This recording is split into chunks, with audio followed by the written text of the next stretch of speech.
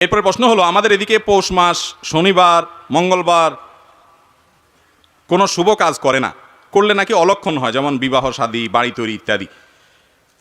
ভাই, পৌষ মাস, শুক্রবার দিন না শনিবার, শনিবার মঙ্গলবার, এগুলাতে মঙ্গলবার, মঙ্গল মানে কি? কল্যাণ। মঙ্গলের বার মানে কল্যাণের বার, এদিন আরো ভালো কাজ বেশি না করবেন। ভাই, এই বারের নামে কিছু আসে যায় না।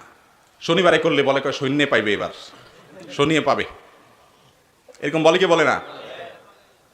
ভাই, কোন দিন, কোন ক্ষণ, এগুলোকে কুলক্ষণ, অলক্ষণ, অকল্যাণ, অপয়া, কুফা এগুলা মনে করা, এটা ইসলামের শতভাগ কুসংস্কার।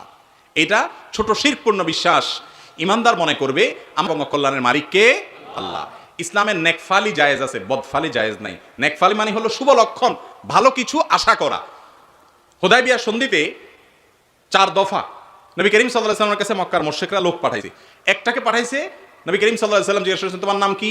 বলে সুহাইল। দূত সংলাপের জন্য আসছে, আলোচনার জন্য আসছে। নবী করিম সাল্লাল্লাহু আলাইহি ওয়াসাল্লাম বলেছেন, তোমার নাম যখন সুহাইল, এবার একটু সহজ হবে আশা করা। সাহাল শব্দের অর্থ সহজ। এই যে একটা লোকের নাম, নামের অর্থটা ভালো, সেজন্য নবী তার থেকে ভালো কিছু আশা করতেছেন, এটাকে বলে নেকফালি, অর্থাৎ ভালো কিছু আশা করা।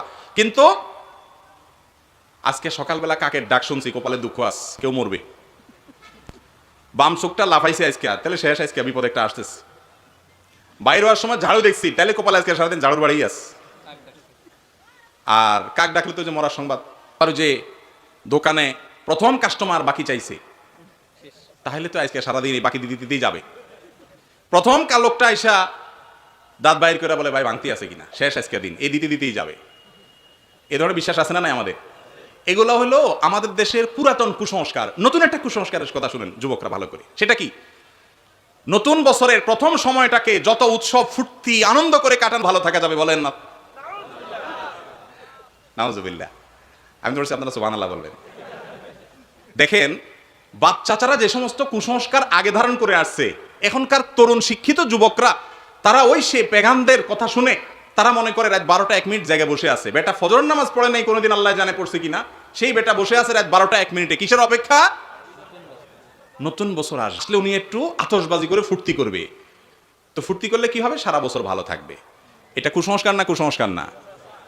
যদি নতুন বছরের প্রথম প্রহরে খুশি হলে সারা বছর খুশি থাকা যাইতো, তাহলে এদেশের গরিব দুঃখী যত আছে এদের সবাই একটা করে 50 টাকার ফানুস কিনা দিয়া বলতো যে এই দিন ফানুসের সাথে ঝুলতে থাকবেটা, সারা বছর সুখে থাকবি। এর চাইতে হাস্যকর কিছু আর আছে? কিন্তু কিভাবে আমাদের শিক্ষিত যুবকরা এগুলা করেন? ইনশাআল্লাহ এগুলো আমাদের আদর্শ না, এগুলো অগ্নিপূজকদের আদর্শ। ঈমান যাবে এগুলোর কারণে। কল্যাণ ও কল্যাণের মালিক কে? আল্লাহ। ফানুসের আগুনে কোন ব্যবসায়ীর ব্যবসা ধ্বংস করে দিবেন, আরেকজনের বাড়িতে আগুন লাগাই দিবেন। প্রথম আলোর রিপোর্ট অনুযায়ী আপনার একটা শিশু পর্যন্ত মারা গেছে বিকট শব্দের কারণে। আপনি মানুষকে কষ্ট দিবেন, বিকট আওয়াজে মানুষ ঘুমাইতে পারবে না, আর অর্থ অপচয় করবেন। এটা কোনো সভ্য সমাজের কালচার হতে পারে না। এই কালচারকে আমাদের পারি না, আমরা বোঝাবো, মানুষকে সচেতন করবো। ঠিক আছে না? ইনশাআল্লাহ সবাই সচেতন করবেন তো ইনশাআল্লাহ।